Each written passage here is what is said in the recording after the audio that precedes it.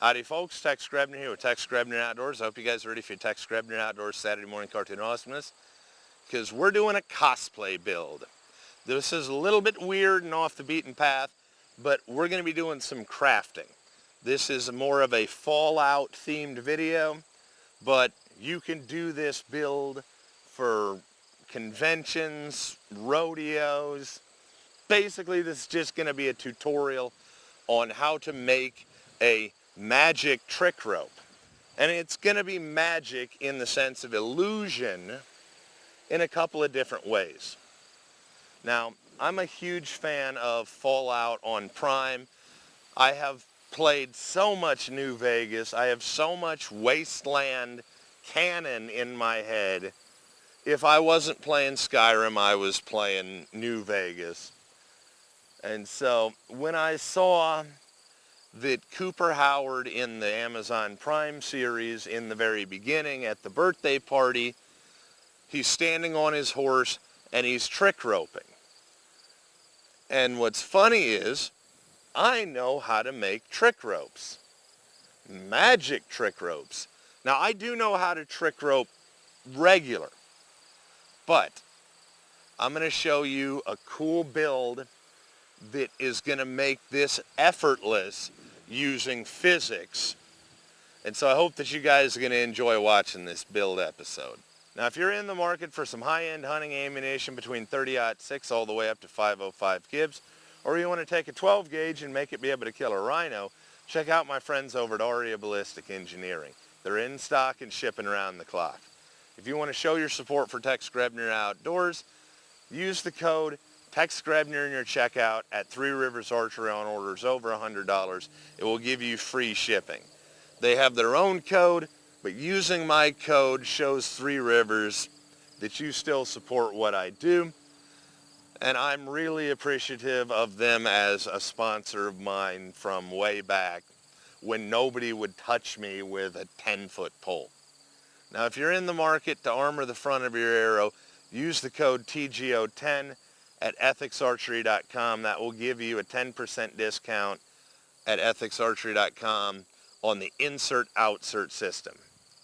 And I hope this video is going to be helpful to you guys, because I am so excited to get back to the wild wasteland. We start out with 3 strands of rope that are each going to be 25 feet. We're going to knock a foot off the end of each of them because we're going to need that later. And when we double those over, those 3 strands are going to become 6 strands, but we're going to need a 6-strand Honda. So we're going to take 3 strands and build it into our Honda. Now this is super fiddly when you're getting started, but we're using a Flemish twist. This is the same technique for putting in the string knock on a bowstring. Twist and then cross. Twist and cross and keep everything really tight. And when you get the Honda about the right size, then you're going to take your lark's head and separate out your strands so that it's going to lock that loop in there in the eye of the rope. Twist and cross. And this is incredibly frustrating because you have so many twists and trying to keep your bundles from tangling. But as you go down the rope, you're going to drop out strands, and make sure you leave them long. Once you get past that point, it's very easy to keep track of things. The hard part is making sure that you don't miss a twist and that you also keep everything super tight, because we want a rigid rope that's going to hold a loop. Once you've dropped out your Honda strands, you're back down to just 3 strands in each hand. Twist and cross, keep everything tight. When you get the rope to the length you want it, you're going to drop out 2 strands. Continue twist and cross, Flemish twisting the remaining 4 strands. Put on your bushing so that the rope will spin freely in your fingers. Put on your finishing knot, and then trim and carefully burn in your ends and shrink down your Honda with a nail knot using some of your trimmings. And with a rope this size, you're going to be able to not only just free spin the rope like a fidget spinner, but you can also do the butterfly rope trick.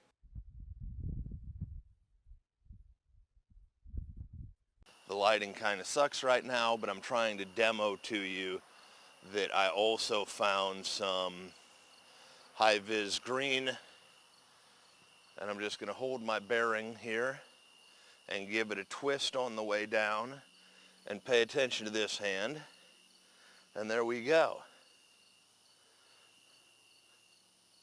All I'm doing is just twitching this hand.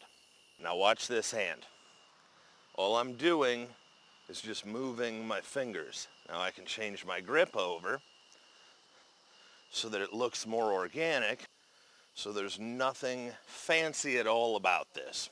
However, if I wanted to be super fancy, I can also do a more traditional butterfly, which is an actual rope trick.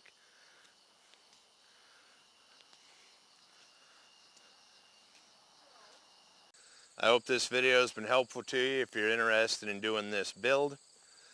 I'm super excited about Fallout Season 2 because I have basically played Skyrim and New Vegas since 2012 when I got a PS3. So it's refreshing to see fans make media that is respectful of the source material and the headcanon. So if you guys are interested in doing this build, I hope that this is helpful to you. As always, God bless all my sportsmen of America. Join the NRA to protect our rights. Please check out my friends over at threeriversarcher.com.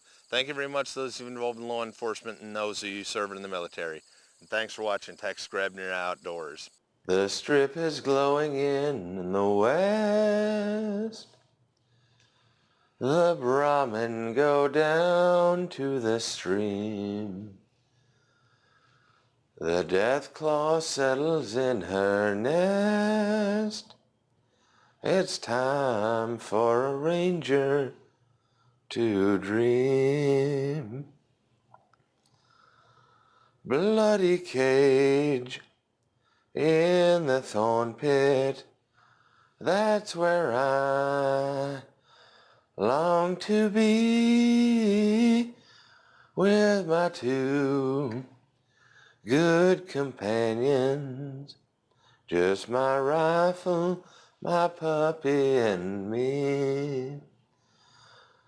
Gonna have sarsaparilla and some rad old whiskey.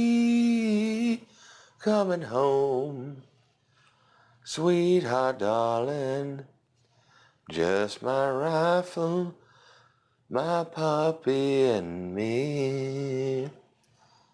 Coyote in the willows sings a sweet melody,